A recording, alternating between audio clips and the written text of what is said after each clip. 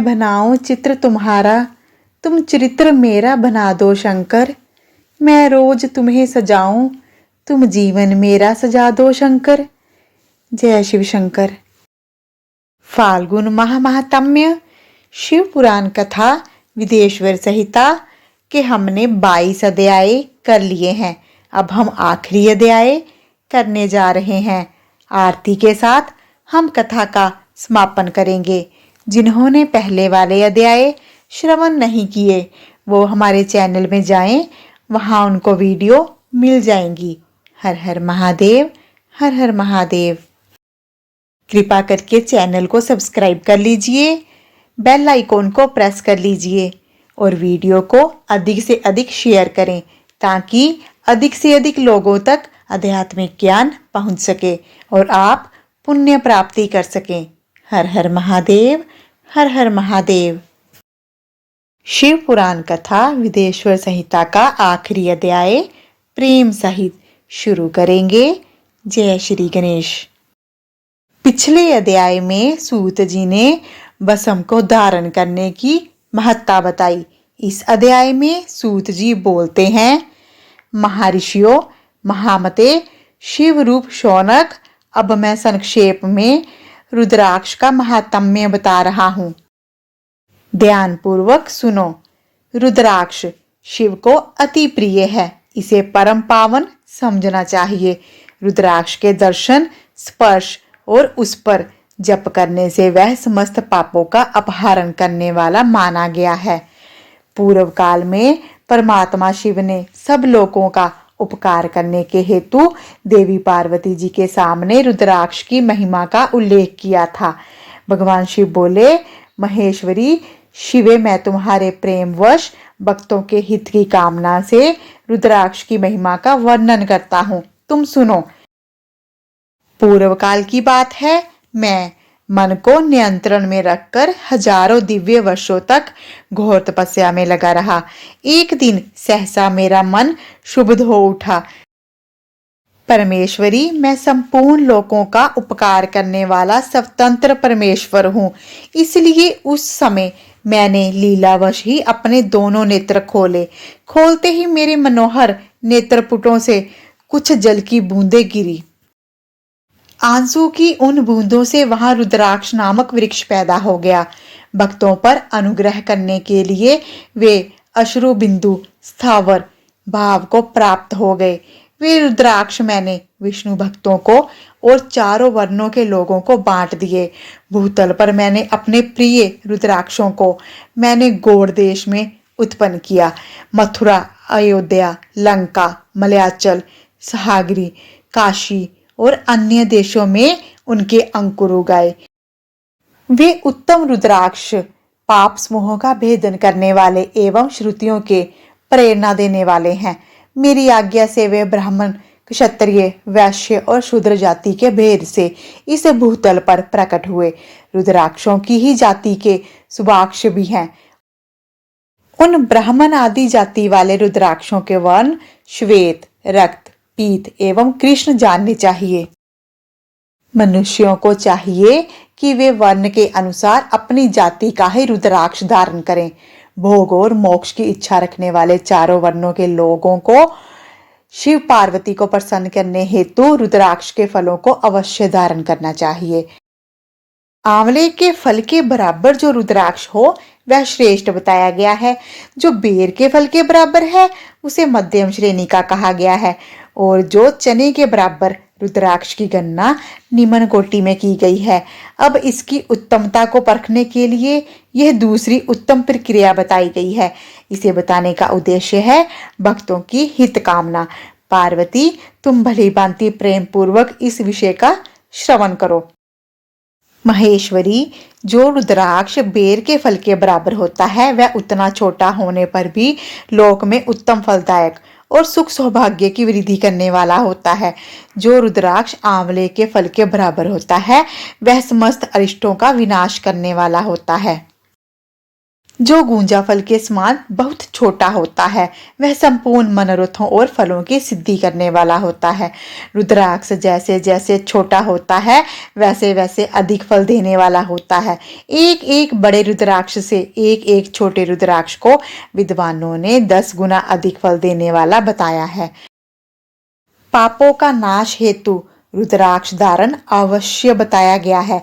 वह निश्चय ही संपूर्ण अभिष्ट मनोरथों का साधक है, अतः अवश्य ही उसे धारण करना चाहिए। परमेश्वरी लोक में मंगल में रुद्राक्ष जैसा फल देने वाला देखा जाता है, वैसी फलदायिनी दूसरी कोई माला नहीं दिखाई देती।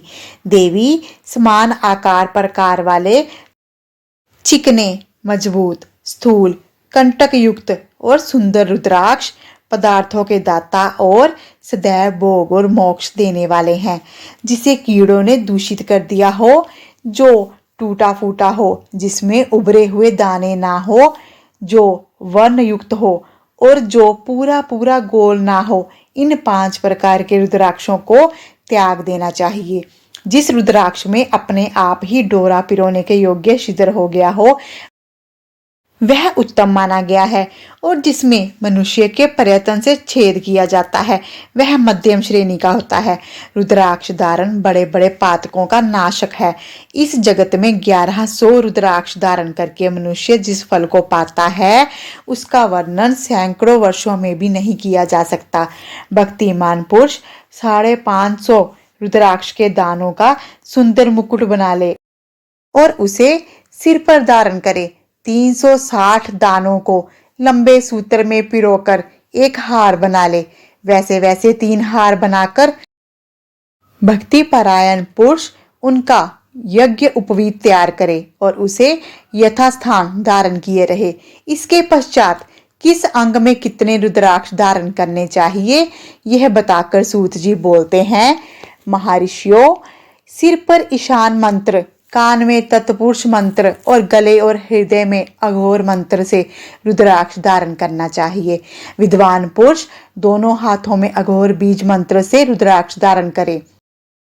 उदर पर वामदेव मंत्र से 15 रुद्राक्षों द्वारा गुंथी हुई माला धारण करे, अथवा अंगों सहित प्रणव का 5 बार जप करके रुद्राक्ष की 3, 5 या 7 मालाएं धारण करे, अथवा मूल मंत्र से ही समस्त रुद्राक्षों को धारण करे। रुद्राक्षधारी पुरुष अपने खान पान में मदिरा, मांस, लहसुन, प्याज, सहजन, लिसोड़ा आदि का त्याग कर दे। गिरिराज नंदिनी उमे श्वेत रुद्राक्ष केवल ब्राह्मणों को ही धारण करना चाहिए। गहरे लाल रंग का रुद्राक्ष क्षत्रियों के लिए हितकारी बताया गया है। वैश्यों के लिए प्रतिदिन लगातार पीले रुद्राक्ष को धारण करना चाहिए और शूद्रों को काले रंग का रुद्राक्ष धारण करना चाहिए। ब्रह्मचारी, वानप्रस्थ, गृहस्थ और सन्यासी सबको नियम पूर्वक रुद्राक्ष धारण करना उचित है। इसे धारण करने का सौभाग्य बड़े पुण्य से प्राप्त होता है। उमे पहले आंवले के बराबर और फिर उससे भी छोटे रुद्राक्ष धारण करें।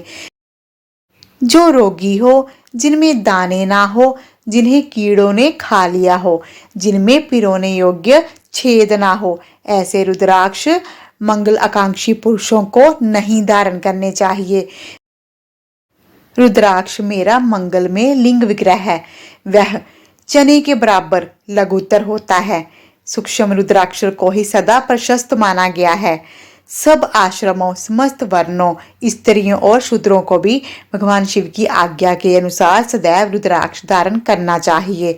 यतियों के लिए प्रणव के उच्चारण पूर्वक रुद्राक्ष धारण का विधान है, जिसके लिए ललाट में त्रिपुंडर लगा हो और सब अंग रुद्राक्ष से विभूषित हो, और जो मृत्युंजय मंत्र का जाप कर रहा हो, उसका दर्शन करने से साक्षात रुद्र के दर्शन के फल की प्राप्ति होती है। पार्वती, रुद्राक्ष अनेक प्रकार के बताए गए हैं। मैं उनके भेदों का वर्णन करता हूँ। वे भेद भोग एवं मोक्ष रूप फलदायक है। तुम उत्तम भक्ति भाव से उनका परिचय सुनो। एक मुख वाला रुद्राक्ष साक्षात शिव का स्वरूप है। वह भोग और मोक्ष रूपी फल प्रदान करता है। जहाँ रुद्राक्ष की पूजा होती है, वहां से लक्ष्मी दूर नहीं जाती। उस स्थान के सारे उपद्रव नष्ट हो जाते हैं और वहां रहने वाले लोगों की संपूर्ण कामनाएं पूर्ण होती हैं। दो मुख वाला रुद्राक्ष देवदेवेश्वर बोला गया है। वह संपूर्ण कामनाओं और फलों को प्रदान करने वाला है। तीन मुख वाला रुद्राक्ष सदा साक्षात साधन का फल देने वाला है। उसके प्रभाव से सारी विद्याएं प्रतिष्ठित होती हैं। चार मुख वाला रुद्राक्ष साक्षात ब्रह्मा का स्वरूप है।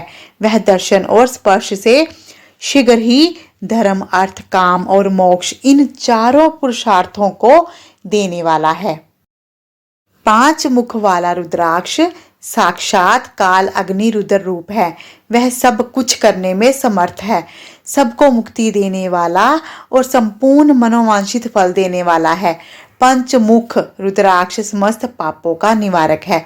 छह मुखों वाला रुद्राक्ष कार्तिकेय का स्वरूप है। यदि दाहिनी बाह में उसे धारण किया जाए तो धारण करने वाला मनुष्य ब्रह्म हत्या आदि पापों से मुक्त हो जाता है, इसमें संदेह नहीं है। महेश्वरी सात मुख वाला रुद्राक्ष अनंग स्वरूप और अनंग नाम से ही प्रसिद्ध है। उसको धारण करने से दरिद्र ऐश्वर्यशाली हो जाता है। आठ मुख वाला रुद्राक्ष अष्टमूर्ति भैरव रूप है। उसको धारण करने से मनुष्य पूर्ण आयु हो जाता है और मृत्यु के पश्चात शूलधारी शंकर हो जाता है। नौ मुख वाले रुद्राक्ष को भैरव और कपिल मुनि का प्रतीक माना गया है अथवा नौ रूप धारण करने वाली महेश्वरी दुर्गा उसकी अधिष्ठात्री देवी मानी गई है। जो मनुष्य भक्तिपरायण हो अपने बाएं हाथ में नवमुख रुद्राक्ष को धारण करता है वह निश्चय ही मेरे समान सर्वेश्वर हो जाता है, इसमें कोई संशय नहीं है। महेश्वरी 10 मुख वाला रुद्राक्ष साक्षात भगवान विष्णु का रूप है। देवीशी उसको धारण करने से मनुष्य की संपूर्ण कामनाएं पूर्ण हो जाती हैं। परमेश्वरी 11 मुख वाला जो रुद्राक्ष है वह रुद्र रूप उसको धारण करने से मनुष्य सर्वत्र विजयी होता है। 12 मुख वाला रुद्राक्ष को केश प्रदेश में धारण करे। उसके धारण करने से मानव मस्तक पर 12 आदित्य विराजमान हो जाते हैं। 13 मुख वाला रुद्राक्ष विद्वेश्वरी विश्व के देवों का स्वरूप है। उसको धारण करके मनुष्य संपूर्ण अभिष्टों को पा लेता है और सौभाग्य एवं मंगल लाभ करता है। 14 मुख वाला जो रुद्राक्ष है वह परम शिव रूप है। उसे भक्ति पूर्वक मस्तक पर धारण करें, इससे समस्त पापों का नाश हो जाता है। गिरिराज कुमारी इस प्रकार मुखों के भेद से रुद्राक्ष के 14 भेद बताए गए हैं। उन्हें धारण करने के अलग अलग 14 मंत्र हैं। साधक को चाहिए कि आलस्य का त्याग करके उन्हें धारण करते समय मंत्रों का उच्चारण करें। रुद्राक्ष की माला धारण करने वाले पुरुष को देखकर भूत, प्रेत, पिशाच, डाकिनी, शाकिनी और जो अन्य द्रोहकारी राक्षस आदि हैं वे सब दूर भाग जाते हैं। जो कृत्रिम अभिचार आदि प्रयुक्त होते हैं वे सब रुद्राक्षधारी को देखकर दूर खिसक जाते हैं। पार्वती रुद्राक्ष मालाधारी पुरुष को देखकर मैं शिव, भगवान विष्णु, देवी दुर्गा, गणेश, सूर्य और अन्य देवता भी प्रसन्न हो जाते हैं। महेश्वरी इस प्रकार रुद्राक्ष की महिमा को जानकर धर्म की वृद्धि के लिए भक्ति पूर्वक मंत्रों द्वारा विधिवत उसे धारण करना चाहिए।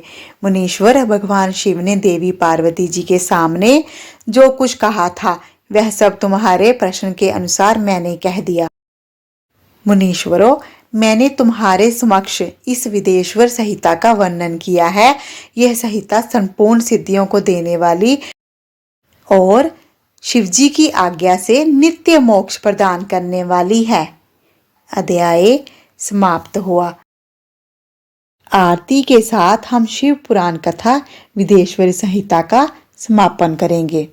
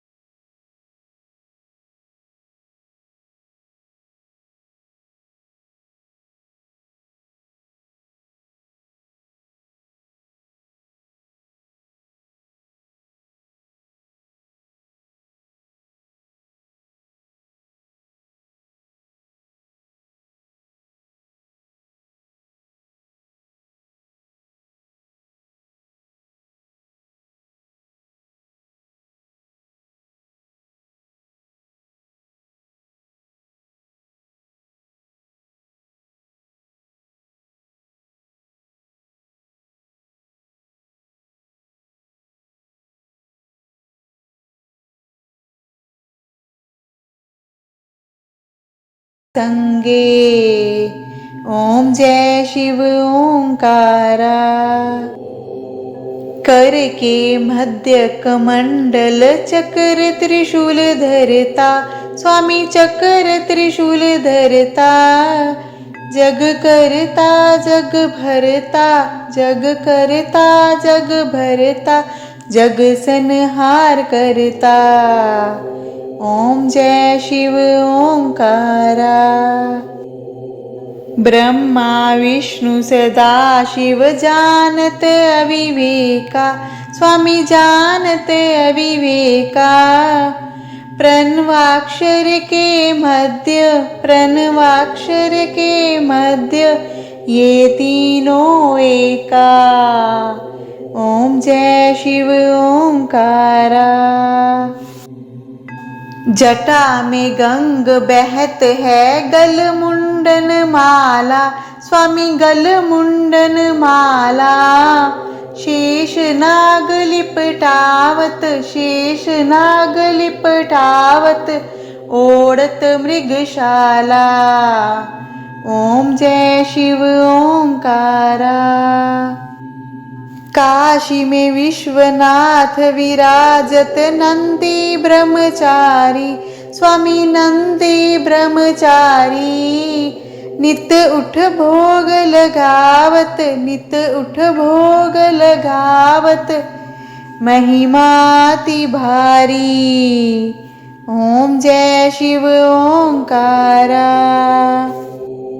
त्रिगुण शिव जी की आरती जो कोई नर गावे, स्वामी प्रेम सहित गावे। कहत शिवानंद स्वामी, कहत शिवानंद स्वामी, मन वांछित फल पावे। ओम जय शिव ओंकारा।